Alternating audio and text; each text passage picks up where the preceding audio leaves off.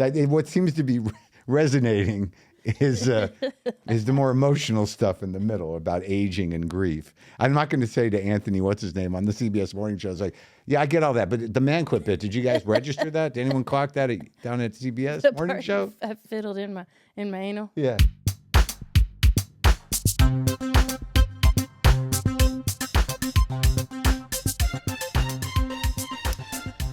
Holy fuck. Yeah. All right. Today's guest, I'm just going to say your name first and foremost. Marc Maron is on Not Cool today. Marc Maron is popular for many things, but top, I would think, is W2F podcast. Mm-hmm. You were on a hit show, Glow, which I loved you on. Thank you. And you just put out a new special on HBO. Yeah. Called From Bleak to Dark. Yeah. Yeah, that's true. These all those are true things. Actual things. Yeah. So far, so good. Yeah. Right on the money. Thanks, Marc. Yeah. And I just want to say, one, thank you for being here. Yeah. Because, before any of my guests come on, I kind of go through, a catalog of what they've done. Sure. Just to kind of see I mean, goddamn, Marc. Yeah. Like, it's. I'm old. I get it. Yeah, I've been around a long time, and I've done a lot of things, and things are starting to work out in the second half here. Yeah. Would you really say they're just starting to like kind of get where? Which, by the way, makes sense. That's not an asinine statement. Yeah. But would I say they're just starting to take off? Yeah. I don't know. Something shifted a couple days ago, I think. Did it? Yeah, a little bit. I mean, I think things turned around when the podcast sort of took hold, but that took a few years. It was like, we didn't know what was going to happen. And when I started the podcast, it was, it was dire straits, man. I was kind of broke and I couldn't sell tickets. So that was the first wave of things turning around, and that settled in. I was sort of had good cosmic timing, and the thing took off, or it became sort of a staple of the medium. Mm-hmm. But then from that, all these other things come. But in terms of, I think the most important thing really was, for me, always, once the podcast got successful, that was how people knew me, right? You're the podcast guy, and it was good, and it was an important podcast, and but I'm a comedian, and I've always been a comedian, right? So that's what I set out to do. That's what I've always done. So the idea that people didn't know my comedy was annoying. It was like they would come to the shows and be like, I wonder if you can do this. And I'm like, I've been doing. What are you fucking talking about? This is what I do. These like sad, sensitive people that are my fans. They're like, let's go support him. I don't want him to be alone up there. And but the comedy's always been good. And I think I've been doing good comedy. But it seems that this special has sort of landed somehow. This new one, like it's getting attention. And it's sort of, I feel like it kind of put me on the map in a like a bigger way for the stand-up, and that hasn't happened in a long time. I mean, I thought Netflix specials were good and people saw them, but this feels a little different somehow. I don't know if it was the timing or the material or doing it on HBO or a combination, but I feel that there's something now. It's like now you can see what I really do. Yeah. I can do interviews, but this is what I've been doing my whole life, and it feels like it's getting a different kind of attention. So that's what I mean, yeah. So that I felt that a couple of days ago, like, all right, there's the comedy special I've been working towards for, what is it, 40 years, 35 years? Yeah. 35 years. I don't know, when is it? When did I start doing comedy? Did you do your research? I Can you give me the breakdown on me? Where's your paper? I don't have a paper. We're winging it. Okay. Yeah, I know. I do the same thing. I think I started getting paid as a comic in 1988. So I think the first time I really did comedy was probably in college in 84. So 88, 98, 2008, 2018, 2000, what's the next one? 26. So yeah, like 37 years. Yeah. Crazy. Well. I look good though. You look good? Yeah. You look great. I'm 59. That's something worked out. That's the other thing. Comedy landed, and I seem to be okay looking at my age. I think, kids take it out of people, Is that mine? Probably. The goddamn Ring camera? It's my Ring camera. Yeah. Huh? Maybe you get my phone and we'll turn it off, throw it over here. Yeah, I'll take the whole jacket. It's That'd be all right. great if it was a hummingbird that set off. Oh, your wing, yeah, and it yeah. would tie all of your Oh, fur sweet. back Then in. and then I just drop dead on your podcast. And then mics give out and a fucking you find it? hummingbird flies in. This is a great jacket. You want to switch? That jacket, I know. I'm glad I got that re-waxed. Come on, It's did like you made find of it? duck There you oil. go. It just kind of rolls off. Well, that's like one of those Filson jackets. I had to send it to the place to get it re-waxed. It's like that was before Filson sold out. You really? Oh, put look, your- there's a text from you, Jen. I did. I drove safe. Thank you. Okay. Cool. Yeah. All right. Well, okay. There's a lot. Okay. A lot going on. Your wife just got involved. No, She's been involved the whole way. The Very whole persistent. fucking way. Yeah. I know. She's very involved. I am completely detached. Do you see how this works? Oh, I know. Thank you. No, she does. So nice to see you. You and I had some really special time. Yeah, we did. Did some shots. I heard about it. Yeah. I heard about it. Hey, easy, ladies. no. Go ahead. Whoa. Yeah. Whoa. Take it easy. No, I'm glad she adores you just as much as I do from. So, but Yeah. here, the reason I say it's not such an asinine statement for somebody that's been doing it as long as you have, or even somebody who's been doing it 20, to just scratch the surface Yeah. of being authentic, Right. and not just even authentic, because Yeah. that's fine and well, that's great. Some people eventually do get there, some will never, Right. until they're dead in the ground, and maybe they'll come back and it'll happen that lifetime. But I think like. I know why I connected to your special and why Yeah. I think that you're saying like, wow, like this seems to be the most popular. It's hitting. Yeah. I know you gave some like possible reasons it might. It's HBO, but Yeah. like in your gut, Oh. like why do you think why? Like, And why me do you as a think- performer? Yeah. What's happening with me as a performer? I don't know. Like, I mean, authenticity it's a weird kind of buzzword, and I don't know that everybody is really after that. Show business is really, historically not about authenticity. No. It's about show business. So for me, I don't know that I ever really got into stand-up to be like a showman in the way that is required of show business, and I think I've always been sort of searching for something different, some sort of sense of self, or I don't know what. It just felt like it was a stage that, the responsibility was you had to be funny, but outside of that, you can do whatever you want. So I felt it would be a good place to try to figure out who I was, and I do think in this special I'm probably, and again, this is not the goal for most performers to sort of like, hey man, you really seemed like yourself on that one. You did it. You finally got to you. I guess you can stop now. But I don't think I can do it any differently. And I think over the course of my career, I was always jealous of people who seemed to have some sort of persona operating, because that's really what stand-up is. I mean, I was talking to somebody about Chris Rock the other day, actually. I was talking to Jeff Stilson, who wrote for Chris very early on. And, Chris was sort of down for the count. He couldn't, he wasn't making it as a stand-up. And then he just started researching preachers, apparently. Yeah. And figured out how to put on a bit, like an act, like a persona. And I could never do that. I always believe that if you were doing it long enough, some part of you lives up there, right? Yeah. It locks into a mode. It's you on stage to whatever degree of you it is. It could be a caricature of you, but eventually there's a part of you, if you do the job long enough, that lives up there. And that's sort of the guy who does the stand-up. I don't think mine's that different than the guy I am in real life, but I do, I'm not walking around, it's a different groove. But to answer your question, I think that because of the nature of this special and the center section that revolves around the grief part around my partner dying, I don't think there's any way to really attempt to do that in an inauthentic way.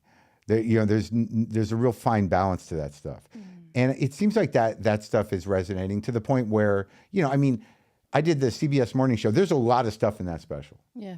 I literally, talk about a guy on a couch with his finger in his ass for a minute. I do a character that's, could be a Joe Rogan fan. I use the word manclit in that special, and I'm doing the CBS morning show. So I think they're not focusing on that section. What seems to be resonating is the more emotional stuff in the middle about aging and grief. I'm not going to say to Anthony, what's his name, on the CBS morning show, it's like, yeah, I get all that, but the manclit bit, did you guys register that? Did anyone clock that down at CBS The morning part show? I fiddled in my anal. Yeah. But I'm happy about that. Look, man, it's like there's like definitely like 3 acts to that special, and by the time you get to the death stuff, that other stuff seems way far away. It's like a full experience. I'm noticing that some people are watching it 2 or 3 times because you kind of have to, because you're going to get emotionally kind of devastated in the middle to the point where you don't even register with the beginning. And I'm kind of aware of all that. So I don't know. I don't know that it's everyone's goal to be authentic, but it's everyone's goal to be an effective representation of themselves in whatever the hell they're doing with their life. Yeah. But that's what I think. That's why again, this is just my observation as somebody watching as another human on the planet and also who does comedy. But I agree. I don't think it's every comedian's dream to be their most vulnerable self on stage. But I do think on a mass level, like you do appeal because every human on this planet, again, I can only speak from my perspective and my experience, but I resonated with that. Like I resonated with, kind of the tension when you were talking about Lynn. Yeah. Because just to be transparent with you, my mother passed away just 4 months ago. Oh, sorry. So, but that's what but it's a gut level rawness. Yeah, you can't. There's nothing you can do with that grief thing. No. But the thing that I started to wrestle with, in my life and in the special, because I was sort of isolated with mine and to a degree, was that there's nothing unusual about it. Yeah. See, and I don't think people frame it that way. It's something everyone's going to go through, and there's nothing. It's totally human to lose people, whether it's tragically or not. It's something that happens to all people. It's just when it happens to you, it's gnarly because you've never had it before. No one can guide you through it, but it's a very unmanageable bunch of feelings. Yeah. But I have to assume we're built to handle it to a degree, and eventually it gets easier if you don't, surrender to it in a way that makes you unhealthy. But yeah, I think that part does connect, and I don't think I've ever really seen anything like it. But vulnerability in stand-up is possible. But the edge you're riding with that stuff is, I guess, what the kids call cringe. Is that you could go into that. There seems to be some sort of weird phenomenon among the younger people that they're finding just vulnerability in general to be awkward and something to be avoided. We just spent as I don't know what that generation is, but it seems like the last few years it's been all about like vulnerability, authenticity, and all this stuff. And now this next generation is like, nah, a little weird. I'd rather not. And so I don't know what's going to happen to them, but we can process like normal people. I'm concerned about the cringe factor for the youngsters. They're just going to be afraid of all emotional risk. So do you think that's developed from like kind of quick splickets from like TikTok? I do, yeah. So they keep it so surface, they just roll on to the next. I do, and I don't like pay attention to TikTok, but my producer was telling me about how that it's sort of a thing, to sort of play this vulnerability and to sort of, decide what is and what isn't cringy. And yeah, I've done so much cringy shit. What's the cringiest shit you've done? Which I appreciate about you, by the way. It's just there's certain risks I've taken on stage, and there's certain things I've done that didn't work, and the humiliation factor of it. I'm very aware of it, but there's no, you're just gonna have to write it out. Mm-hmm. Do you know what I mean? It's like, but like in retrospect, where you can't when you can't manage your emotions, or you take those risks on stage without belief in yourself, mm-hmm. It's fucking worst. It's just like I can't think of a sadder thing than or how about if you're doing a really long bit and it's not panning out, but you can't get out of it. It's the worst. And Long form pain. yeah, and you just like, you got to ride it out, but your belief in the bit, like, oh my God, it just goes away, and then you're just sort of like I would say that, I don't know if we're talking about that type of cringe. Like, I got sent home from Australia, and I've told this story before many years ago, and it was bombing is just, it happens, man. It's another level of hell. But it's part of the job. See, like, it took me a long time to realize that like, it is just, it is part of the fucking job. But that feeling, like you're in the main room or something, and for some reason that room, no matter how many people in it, doesn't guarantee you anything. Mm-hmm. And you're just like, you've had a string of good shows, and you go up there and you just start doing your shit, and it's just going nowhere. And you're like, oh shit. Like, and then you feel that weird sweat on the back of your neck because you're trying to, pretend like you're holding it together, but everything inside of you is like, get us out of here. Abort Yeah, this exactly. Yeah, mission. but that happens still sometimes. But I don't know exactly what the cringiest shit is that I've done. I've definitely, it always happens because of realizing you're vulnerable and then becoming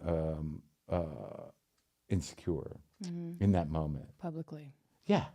Like, there are people that just sort of swagger through whatever shit. You know what I mean? Any embarrassing moment, But like, if that vulnerability overcomes you, this sort of like, help me, it's not entertaining, and people aren't going to want to hang around with you that much, No, you can see the terrified looks on their faces of God, this is actually happening in real time. But I guess so like with your special, which is a long form, right? Yeah, sure. I mean, like, it was there. There are a lot of jokes in there, but it's long form, yeah. Well, yeah. I mean, I guess so.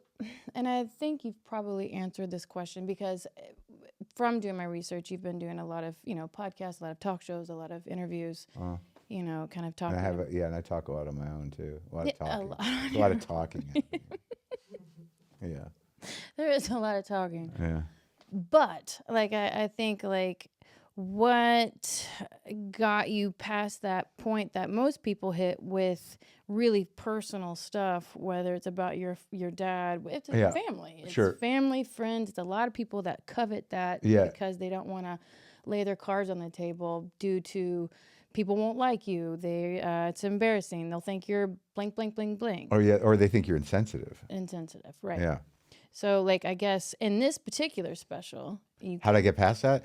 Well, the dad stuff... I was going to ask that, but yes. I haven't answered that really before, but you kind of asked it initially. Yeah, I did. And then did I interrupt you asking it a second time? No, not at all. Not at all. I think because I have that so strongly in myself, I really identify with a ton. In terms of working that kind of stuff out? Working that stuff out, taking years to get to that pain point.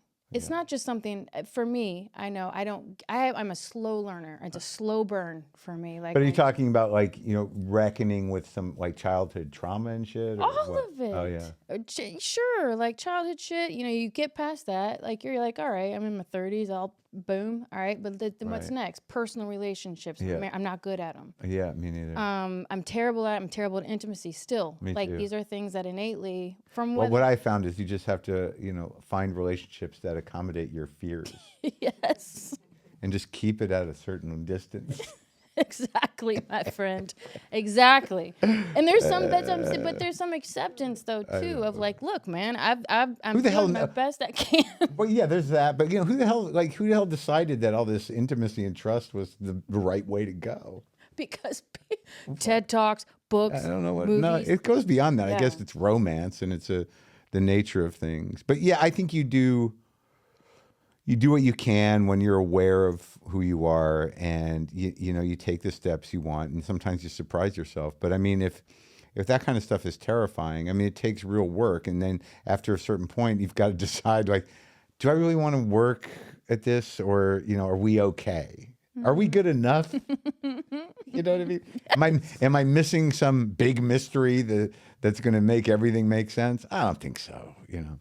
But that's a little cynical and still a little guarded. And I'm a guy who's been married twice. I got no kids, and there's definitely women out in the world that don't like me. Because just those two bits of information that you've been married twice don't. The first wife, she's okay with me. The second wife hates my guts. But you can't. If you're out in the world and you've been around, you're gonna disappoint people. And you're gonna hurt people's feelings. Like I just saw like the woman I was with when I basically left to be with Lynn. I just ran into her recently, and How'd that go? well, I had it coming. Whatever came, she had rehearsed something very hurtful for a few years, and she needed to say it, and I was like, okay, I had that coming. You can have one of those. Yeah. Yeah, that's because then, a few weeks later, she's like, "I think I'm ready for us to have a friendly lunch." I'm like, well, "Hold on, if punishment is not part of it, maybe." Yeah, 15. I've been through enough. You got your hits in. I took them. Where are we at with this? Yeah. But working through stuff on stage, I don't know. I've gotten into the habit of finding. I have fans that are of a sort, who understand me, and I've sort of gotten into the habit of workshopping stuff in relatively safe spaces, right? Yeah. So if I do Dynasty Typewriter for a month, Great theater. right. But if I do all the Tuesdays in a month, to sort of and the people who are coming, my fans know that I'm going to be improvising through a couple hours of stuff that's on my mind. And, and some of it's going to be not funny. Who knows what's going to happen. But that's the process that I write with. So through repetition, and at the beginning, talking about Lynn was dicey and was overly emotional and not funny. But I seem to believe that it would have to get funny. But there were times where I got choked up and it wasn't going to happen. But I did do that. Like that could be considered cringe. That podcast I did 3 days or 2 days after she died, where I thought it would be helpful to people for me to share that type of grief, which is insane. I don't know why I did that, and I can't listen to it. But I would imagine that would go for a lot of people way up there in the cringe rankings. Marc Maron, sloppy crying 2 days after his girlfriend dies on his podcast. For all the people that helped. Poppy crying. Yeah. But yeah, so that's how I find my way through it. But I think there's still places. Yeah, it's curious because when you talk about, I think, childhood trauma or that vulnerability that, got hijacked when you're a kid, you can be in touch with that. I mean, you know what it looks like, but there is sort of an argument of why do I want to bring that kid out? Like he's safe in there, why do you want to go all the way back to that? Yeah. To how are you going to trust that that's not going to be re-hurt? Right? Because you can get in touch with that vibe. Where whatever the fuck happened to you started. Yeah. So it's not a place where you're sort of like, I've got a day. Why not go live in that? So. But I think there might be something to be said with exploring that. I don't know that I think I've done it a bit. I think there's one joke on the special that I think is pretty good with that. Like all of them are pretty loaded, a lot of those throwaway lines. Yeah. But the joke about, I hate when people, my peers or my age say, like, aren't you a little too old to still be mad at your parents? And I go, no. And people lost they their shit. did it. But it's that's the voice, right? Yeah. That's the kid. No. But so many people identify with Of that. course. Yeah. It's just not said because there's a sort of suck it up, well-guarded tone to culture. That's the enemy, really. And you've never, but I mean, obviously, I would imagine. Have you done work on that outside of comedy? I think so. I mean, look, I've gone to therapists on and off in my life. Yeah. I don't feel the need to be medicated, but I've tried that in the past too. But like, I had a lot of other stuff going. I had the repercussions of whatever my childhood was, whether, it was, drug addiction or, compulsive sexual behavior, all that stuff. I've ridden through a lot of that stuff, and some of that stuff you wrestle with for your whole life. And I've been sober for a long time, but I've gone to therapists to contextualize stuff, I guess, because you get to a certain age where you know how you're fucked up, right? So Yeah. so you can go to the therapist. Like I used to do a joke about that. It's like, well, you know exactly. You should know why you're there. And I think the line was like, "Hey, look, I know there's a lot of stuff that we're not going to be able to unfuck. So if we can just work on the stuff that we might be able to unfuck." You're like a therapist dream come true, dude. Well, not really, because they'd rather string you along. I mean, at least old school therapists. But you're assume. clear. Yeah, I I'm clear. feel It's that. like, this is what we're working on, and then when we finish that, we're done. I'm not going to live here. Yeah. This is not going to be a long-term relationship. My buddy's in couples counseling with some woman, and his wife just doesn't want to do it anymore. So he's afraid to leave the counselor now. And I'm like, dude, that's fucking ridiculous. But He won't break up with the counselor. well, no, he won't. He can't. Like, he feels guilty. It's crazy. So, He needs a counselor to get up. well, they his need to go to therapy. counseling. He needs to go to couples counseling with the couples counselor. But no, I thought about going recently the other day, just because, there's something new happening in terms of my feelings around success and stuff. And I'm not great when I feel good. Yeah, I feel that. I mean, I feel okay, but I think I can be a little unbearable if I'm not careful, and a little cocky and a little mean. Like, you don't want to be the guy who's doing well who turns into a dick. Asshole. I don't know if be an asshole, it'd be annoying. But like, I have to figure out how to manage some of that stuff. Would you are you somebody that you would say yeah, I mean, do you sabotage yourself? Are you a I don't know. I used sabotager to. when I it think comes I to- kind of am, but not. I don't know that I've done it in a big way lately. I think. I don't know if I really am that. I think that I've screwed things up out of fear, Yeah. but the people that really are wired to self-sabotage have a real blind spot about it. Yeah. And they generally just don't know why they can't make things work. Yeah. Where if you know them, you're like, oh, because you don't finish anything, or you don't, why don't you put your CD out? Like, what do you think's going to happen? Why don't you manifest? Mm-hmm. If you've got the goods. I don't think I'm one of those people that's stuck in that loop of sort of like, I don't get it, man. It's just not working out for me. Yeah. Well, you don't have it sounds like you don't have a blind spot. Like you've kind of. No, I think I have a blind spot, because I'm starting to realize, like, in looking back on my life, that I must have been a pretty annoying fuck. I don't know, man. It's cool. Like, when I really think about, like, the number of people that had just had enough of me, like, I don't, like, there's a couple of things where I don't know what I did, but, I think I was pretty self-involved. Yeah. In relationship. But I used to, the woman that I married, the first wife, before I married her, when I first started working as a comic, and that's the thing, it's like, I forget that, like, I've been doing this since I was a kid, since like 1986 or something. Yeah. And all I thought about was comedy. And we're not giving people. We're not, we don't work well with others. We're a bad emotional investment. And all I'm thinking about is running around doing comedy, writing in my notebook, like drinking, and and like just. But I had this girlfriend, and like I used to, when I first started working in New York, I couldn't get on at a lot of the clubs, so I was going back up to the New England area to get paid work. That's because that's where I did the one-nighters and stuff. So I'd go up there every weekend just to make money. And this is like 80, 88. And I would stay at my girlfriend's house. Yeah. At her apartment, and she lived with like 1, 2, or 3 other people.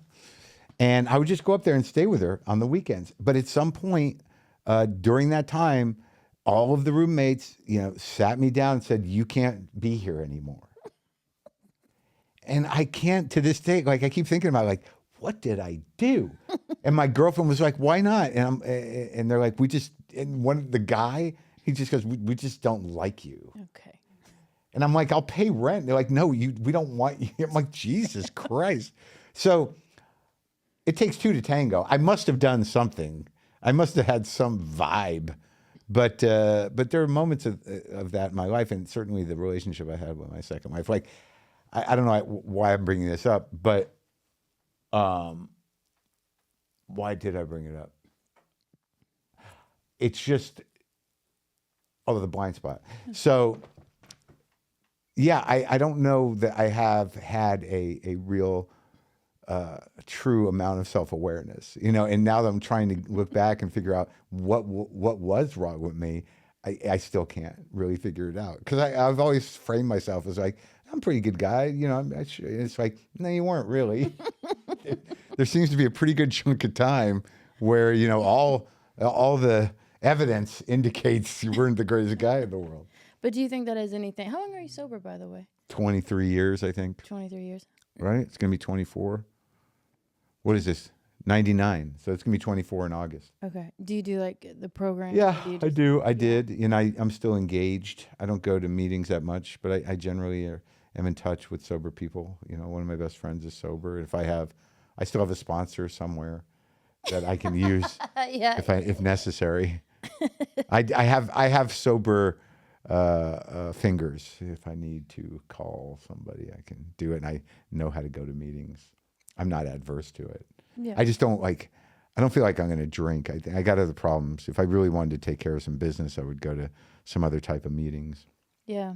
Well, I'm sober myself. It's kind of why I knew that. How long you got? 20 years. Oh yeah, so we're good. We're solid. Now we're just fucked up people. Well, that's what I was gonna say. Now you just have the awareness that you're fucked up. Yeah. Which It's all right there. Yeah, it's right Oh, this there. is why I drank. Yeah.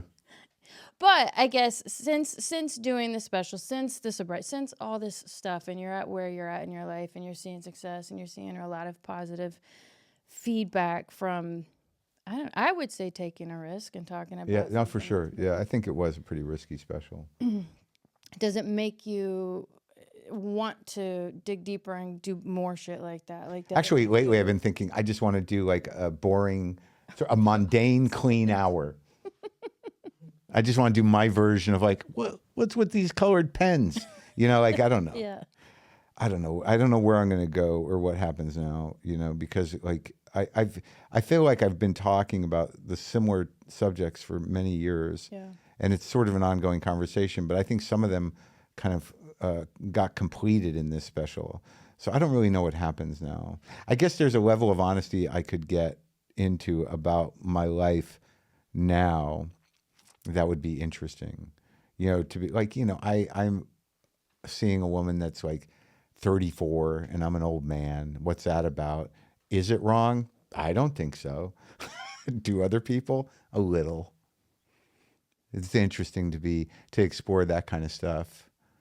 I don't know if it's like a smart bit of investigation comedically, but there's something that really bothers me. Look, I'm an old dude with no kids, and I still have some life force. Yeah. And when people criticize men for dating younger women, it's sort of like you're talking about them like they have no agency. So if you're going to be critical of that dynamic and it concerns you about the woman, maybe change the age of consent to 30. I was like, she's not. I mean, 34 is Yeah, not. no. It's just, open but for it's a little discussion. weird. And I used to do jokes about it though, about how like, it's not when you see those kind of relationships, they always assume like they know what that's about. But what if the old man's in love with her? Like he's the one that's really going to be in trouble, It was a joke about, I used to joke about like me with getting older with a younger woman.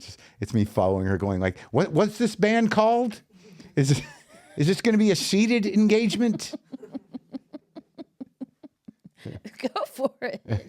The thing is, like you said, there's life force about you, and I think, as another human with emotions, it feels like from a outside perspective Yeah. that you're swimming in this area for a little while because this is where you're at. And, Well, yes, but and also post grief and what do you want out of a relationship, Yeah. and because that was pretty shattering because Lynn was, from what I could tell and what we felt was that was what the life was going to be. We were kindred spirits. We both had similar sort of creative and goals, and we were close in age, and it was all like, hey man, look at this is really going to work out. And then the worst thing that could happen happens.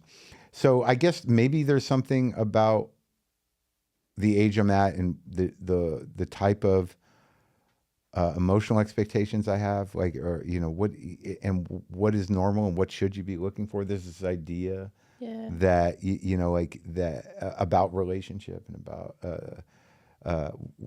what is good and what isn't good. I don't know. It ultimately comes down to whatever floats your fucking boat, man. Yeah. You know, That's the truth. it's like you can't judge yourself against other people or buckle to a certain sense of normalcy, whatever that is, because life is short and weird. Yeah. But we'll see what happens. I'm not really pressuring myself with new material. I'm just kind of, I don't think I'm, what's the word I want? I don't think I'm, why can't I think? Words come and go. I don't think I'm being lazy about it. I'm doing new stuff, but I'm not, I'm not really, I'm just enjoying being, funny and being kind of easy about the new stuff. Yeah. And just kind of having a good time. Well, I'm not slacking, but I'm not, really, going after anything. Yeah, but don't you think that's healthy because you Yeah. just output a massive creative endeavor, which is not, which Yeah. is a lot of uprooting of Sure. the insides of you. But I loved it. I mean, the Yeah. whole but it wasn't uprooted. By the time, by the time I shot that special, that stuff was dug in. It was safe. It was comfortable. I had control over it. Yeah. So whatever risks were taken to make that material were done like over a long period of time. And by the time I did the show, I was in control. There was nothing, there was a couple of things that got improvised that night that are pretty great, but I was not afraid of anything. So Was one of the improvised moments you walked over to the camera, you almost walked to the camera, and I feel like somebody said something in the audience because I was wondering this when I was watching this oh yeah, special. right. I'll get back to it when I said no, I can get back to the pain or whatever. Yeah. I was wondering. I'm like, I wonder was that an improvised thing? I think that Seems was like because it. I decided somebody, was, I pivoted somehow, and then I projected some sort of concern, like, but you were just talking about something. So I'm like, hey, we go back. It's right there. But no, the improvised ones was that the one that was really special, because to me that's the gift of it all. Like if something happens that you don't anticipate, which is really what I'm working for. Is like when because I write on stage, so I don't know where the jokes are going to come from. They're delivered, right? But that moment with the board op in Ireland, where she said this never happened before, and I said it's weird because she's usually a bird. That was the best. That happened that night. The bird that she's usually a bird, that never happened before. I was so happy about it. It was Really tied it up. so brilliant. And Yeah. did that actually happen with the lights in Ireland? It did, yeah. And with the mic in Texas. But that I can understand mic problems more than I can understand fucking light problems. But then your light bulb went out in the hotel. Yeah, dude. I mean, Right? that's like a trifecta almost. What the fuck? I always, and I really related to that too, especially, and I think on a worldwide level, for some reason, hummingbirds have become like this symbol. Of Yeah, a lot of people have emailed me about birds, butterflies, things. Butterflies. Some guy emailed me, said like his wife's been dead 10 years and he's remarried, but the dead wife still moves things around in the house. I'm like, wow. How's your current wife feel about that? But it was so amazing and relatable, and it I've reached it for my own grief path. It's just like all my wiring's messed up right now, and I'm okay with it. I'm like, all right, I've never been here before. It was my mom. Yeah. but you know, it made me laugh. It kind of released that own tension valve in me. Oh, good. Well, Because that's what the goal is. Yeah. I mean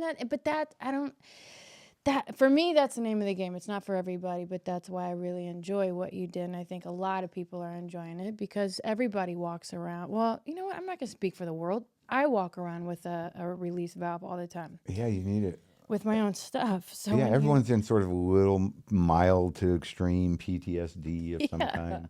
Just from, waking up yeah. and turning on your phone. You just trigger. Everything's fucking triggering. You might as well just bash yourself in the face with your phone when you wake up. It's the fucking worst. But you kind of, and we'll get to the questions that your fans asked of you. But what I like about listening to kind of what drove you to do comedy was you watching comics talk about really complicated, Oh, yeah. horrible life Or just stuff. like putting things into perspective, in Yeah. a very simple way. Things that are, daunting, whether it be, love, war, death, all this stuff. Like, when I watch comics, I'm like, all I knew is like, they got a handle on this. And then when you become one and you know them, they do not. They just, it's all very fleeting. It's not good. Yeah, yeah. But they're trying, Yeah. and they share that journey with you. Yeah. So that's what you did for me. Okay. So good. how you did that, what started you, and when I was watching you, just something as simple as one word, the way you state it, how you put it, it's just like, she has a group of fucking hummingbird friends. Like, when did who the fuck I've are seen these that people? goddamn hummingbird, same one, Yeah. 10,000 times before my mom died. And now, Yeah. that's Gail. Of course. Yeah. Got to be. How was it? Who are the other ones? Every butterfly, I'm like, Mom? Yeah. Like, it's so crazy. Yeah, I saw it. Like after she died, I don't remember how many months or weeks it was, but I went to Taos Yeah. and I was hiking by myself, and the way those aspen trees kind of like, it was like everything was sort of like, oh, okay, how you doing, Lynn? It's like crazy, but I think it's normal. I think that's where that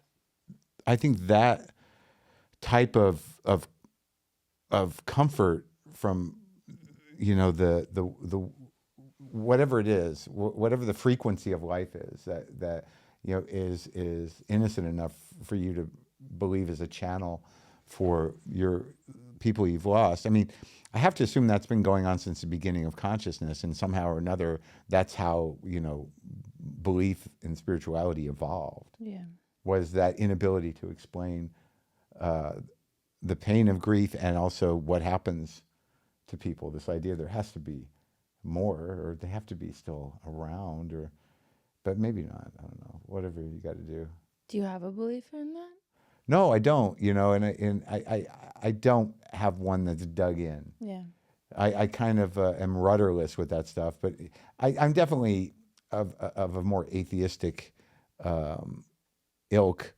But there in different periods of my life, I have, my brain has really tried to put order onto things, and it's okay. It's entertaining for a while, and sometimes things are unexplainable, but they're probably explainable if you really did the math on them. Yeah. But it's okay. Poetry's good. Which is also in your special about the poems and your father. Was it your father-in-law? Was it no. Was Oh yeah. Oh, that's right. That was my mom's boyfriend. when he spoke him. That guy. Please go watch Marc Maron's special. I wonder how Bleak he's. to Dark. I wonder how he took it. I asked my mother, and she said he was okay, but I don't know. He spoke in poem. That's a poem. Like it was. Oh, these aren't stories. These are poems. That guy. I hope he's okay. We were just starting to get along, me and that guy, after 20 years. Yeah. Probably threw a wrench in it. I was just throw a wrench in your all's relationship. Yeah, I'll do that. I'll sabotage myself like that sometimes. In relationships? Sure. Because they're difficult? Yeah, because, you don't want to get too close. You might as well fuck it up before that happens.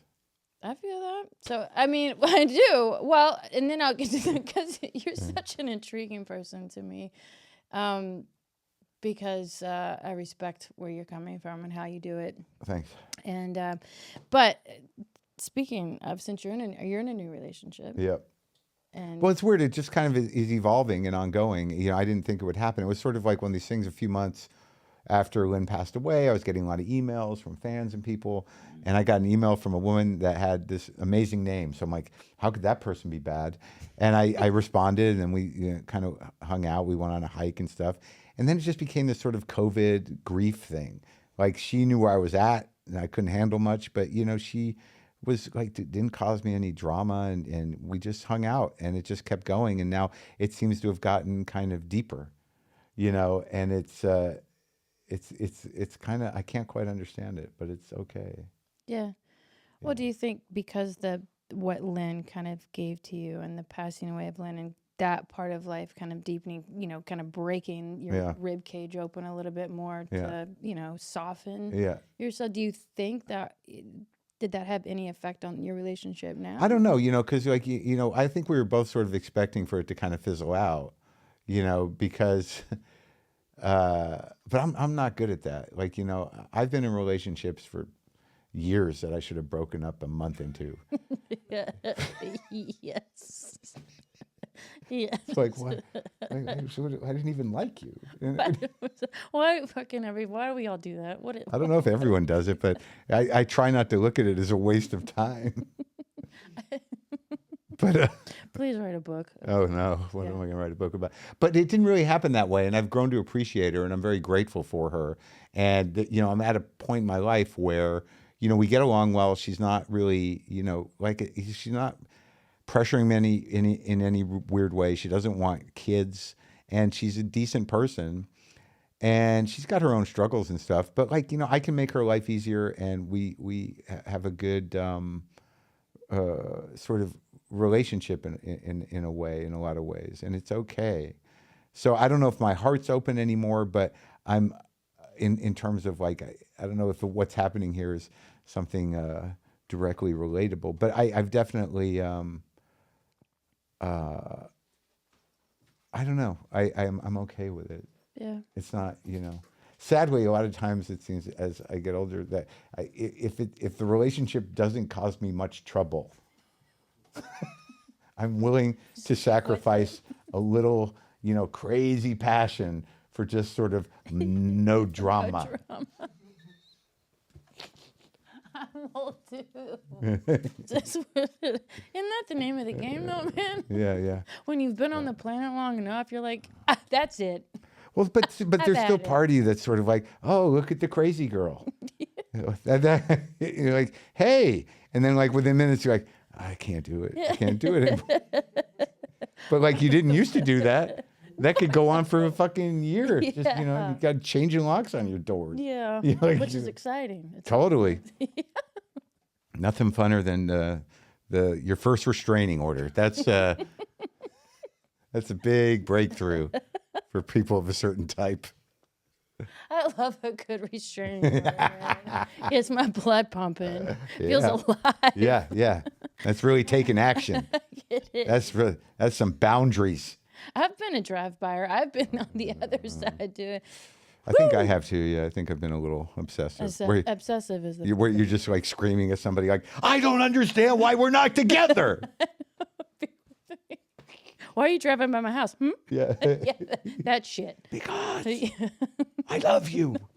Can't you see it? Me. Yeah. You know how you feel about. I remember I tried to break up with a woman in my car. It's always in the car. Yeah. And, yeah. And she was she's all right. You don't need a lot of backstory, but she was in the what do you call it, the sex work business, in some capacity.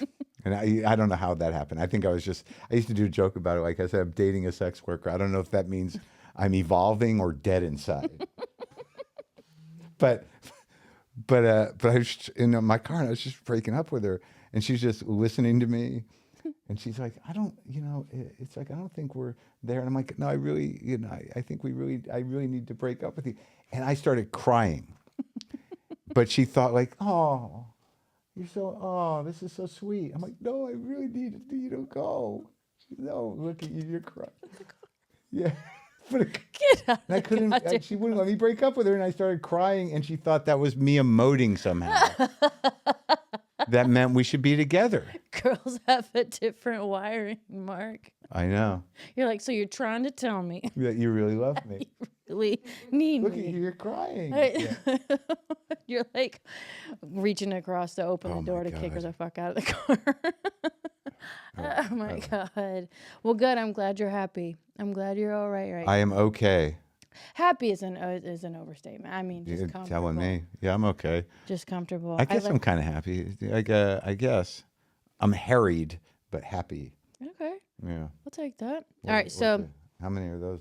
we're not there. I'm not going to do all these. I just kind You of find pick some them. good ones. So so this is the part where I take Mark's fans who have written in to ask him questions. So this one's from at Bustle in Your Head Giro, obviously. What's your favorite story about Sam Kinison or Boston U86? Sam Canis, I've told that story a million times. We don't need to do that. Boston University, 86. Yeah, they're keen on a lot about you. That's pretty detailed, I think. Wow, I think that wasn't that the year I graduated Boston University, that last year of there's some weird thing that stands out in my mind. I don't know if it's the favorite thing about Boston University 86, but I was living like right near campus, kind of in a dark apartment on Carlton Street around the corner from the Busy Bee restaurant on Beacon. And I used to work at a place called Edibles up in Coolidge Corner. And sometimes I would walk up there. And I just remember there was one time and I don't even know why I was wearing this, but I had this Lynyrd Skynyrd jersey shirt. Yep. You know, with had like a Confederate skull guy on it. And I was wearing like mirror sunglasses. And I had a bandana around my head. Fuck yeah, Mark. Yeah, but this is like after I went through like fun round glasses, trench coat Mark. And I was hungover and fucked up, and I'm walking to my grill work job, and it was just one of these moments where I'm walking past a window that I could see myself in, and I'm like, what the fuck am I doing? Who the fuck am I? I mean, why am I walking around in the world like this? What do I think I am? Cringe, as the kids Totally. say. This is the cringe. Ugh. But now you would blend. And Now I suffer can like I can somewhere. listen to Skynyrd without feeling like I need to live Skynyrd, I guess. But the fact that happened after the poetry phase and the theater phase, and just like I'm going back to this. How long did that phase last? Not long. Okay. Yeah. Okay. Smoking those cigarettes. It's just, maybe it was just a day, but it was just it was an odd day. Just you tried on Yeah. Free Bird for I did, one yeah. fucking day. Yeah. At that age, I'd gotten out of high school. I was years out of high school. Yeah. I thought, now it's time I'm gonna do the Freebird thing For one day. for a day. Do you still have the shirt? Because now I'm like, that would That be would be worth a lot of money. No, the shirt is probably what drove me to do it. I was probably just going through my shirts, and I'm like, yeah, this is what today is. It's great. I'm a big vintage shirt person yeah? myself, but that I don't shirt, have any vintage shirts anymore, but I have some stashed. I have a lot of old comedy club shirts that I've got. I forgot that I moved a lot of my T-shirts to a different bag, but I don't have any old concert tees really. Yeah. I had a fucking Tom Petty tee from the last tour, and I don't know where it is. I know. It's okay. Jen just cried one single tear of like, where Yeah. is that? Yeah, I don't know where it is. All right. So this is from at DMA Web. Top interview guest on your wish list that you have not spoken with yet. Who would that be? Right now, I really want to talk to Kelly Reichardt, and maybe that will happen. It seems possible. She's a film director, and I've just been obsessed with her movies. So that's really at the top of my brain in terms of people I want to talk to. It's I've talked to a lot of people, and Yeah. there's still a few people that there's always people I want to talk to. I don't always know who they are, but I seem mildly obsessed with her movies. So that needs to happen. Yeah. Yeah. All right. That's a good last question. Then I'll ask you one more question, then we'll draw and you'll be done. That's it. So this is from at Doodle Monkey. What drives you to get up in the morning? Is it fear? Is it inspiration? Both? Maybe you're left for breakfast, they say. I don't know, but I get up early. What drives you to get up in the morning? I Yeah. think that's sort of a natural event. You're hoping that that your body wants to wake up. Is really so. I don't know what's driving me to do it. It's just biological, like, oh, I'm up. You're hoping for that. But maybe you want what you're asking. What drives me to get out of bed? What was your motivation? I have crying cats. The cats. They need attention, and generally I like getting up. I get up and I get going. And now I get in the habit of exercising first thing, and now that I'm not eating meat, it seems like I'm excited about different variations of oatmeal, whether it's overnight or hot. Just the little things. It is. It really Totally is. I A love lot of little breakfast. things. A lot of little things. I just I like doing bullshit stuff. Like a full day. I'll go to 2 or 3 supermarkets. I'll fix something in the house. I'll play some guitar. I mean, like someone asked me, like, why don't you get a personal assistant? I'm like, what would I do with my life? That's the bulk of my life. Is just like doing dumb shit Yeah. that needs to be done. That keeps you human. Yeah. How can you ask somebody like, hey, could you just bring this over to the cleaners? I don't understand it, but I know a lot of people. Yeah. Do. Could I you think send that's a thing to my family for me? Whatever. I just think you would be disconnected and disenchanted. You might as well No, yeah. retire. Retire from life. Yeah. Don't do anything. Because, like, that's. Don't wake up in the morning. That's what I mean. Just stay in fucking bed. There's nothing to learn I for can't you do today. that. I can't do the stay in bed thing. Yeah. So we're gonna, this is the part where we draw. It's a no-look draw. Okay, so, Mark, obviously the name of this podcast, there's a lot of questions I want to ask you, but the name of this podcast is called Not Cool. And so I always ask. I've been not cool. That's the question of, like, Yeah. what is the most not cool thing about you? Because all of my guests are very, extremely talented artist in all ways. Like, you're a musician, you're obviously a performer, an actor, so many things. Yeah. So is what makes you not cool? What is not something not cool about you? I have a history of bad clothing choices, and they're on television. So if you want to know what's not cool about me, go look at like almost any Conan appearance from 1995 to the early aughts. A lot of leather pants. It's a celebration of cringe through outfits. I want that to be the name of your next special. The celebration of cringe. Cringe, yeah. Yeah, well, it's interesting. We actually did watch an old Conan. Are we supposed to be drawing? Yeah, Oh, yeah. No pressure, though. Literally, no pressure. It's just an it's exercise. just fun. This is like the fun thing where you do something, and Well, because I'm a visual judged. artist, right? So I think it's also, something that you do to get out of like one part of your brain and to have a little bit of freedom. Okay, so what's the other question? I didn't know we'd still be talking through this. I lose a lot of guests on this part. Well, Jen and I actually did watch a Conan thing. My old Conans? Yeah, it was like in 2008. Oh yeah, which one was that? You were. Was it a cringy one? It wasn't cringy, no, but it was definitely you had a different energy about you, a different. Oh yeah. I wouldn't say a persona. You were still pretty pissed, but like you were. Yeah. You had a lot of. You say something a lot. You're like coming in hot. Like that was you were coming in Yeah, always on Conan. hot. Yeah.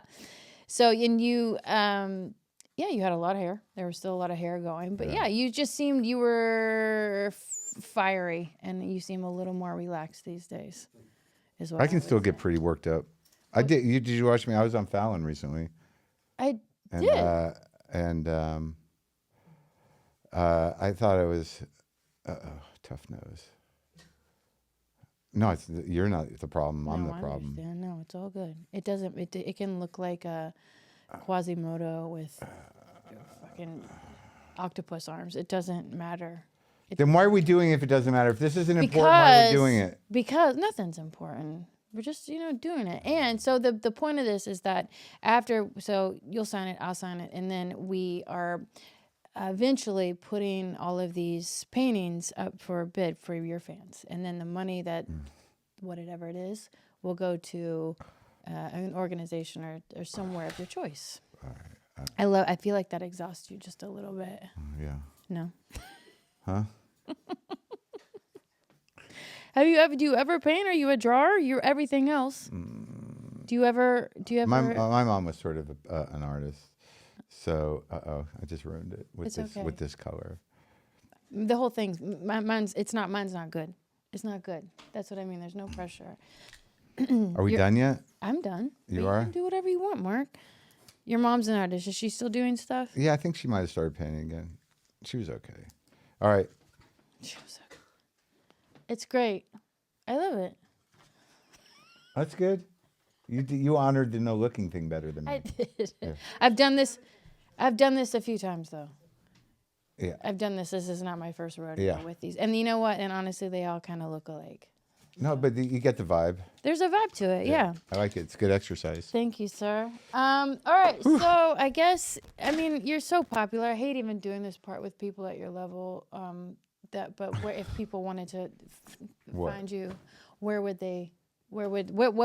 can they find you? Tell them about your special and where you'll be next. My watch is broken, I think. Where can they find me? I'm at WTFpod.com. You can find me there. I'm not really doing dates, but I'm here at the Comedy Store a bit. The special is on HBO and will be for as long as HBO exists, I guess. And the podcast twice a week. When's this going up? Now? Today?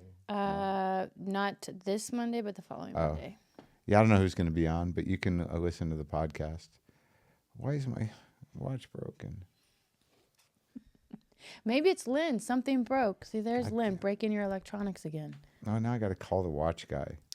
All right. Thank you for coming, Marc Maron. I adore you. I appreciate you. Thank you. Sorry to get distracted. No. With the expensive toy that I bought because someone talked me into it. Now I got to go to the expensive toy fixing place. I'm glad it ended on you begrudgingly being pissed off. It's a perfect button. It ended how it started. That's the name of your other podcast, The Perfect Button. Just a picture of someone's bow. Whatever. You know what? Okay, some bye. days Take are it easy. good. Take it Some easy. days aren't. Some Just days relax. it flows Just like a sit in it. waterfall. Just take it easy. Okay.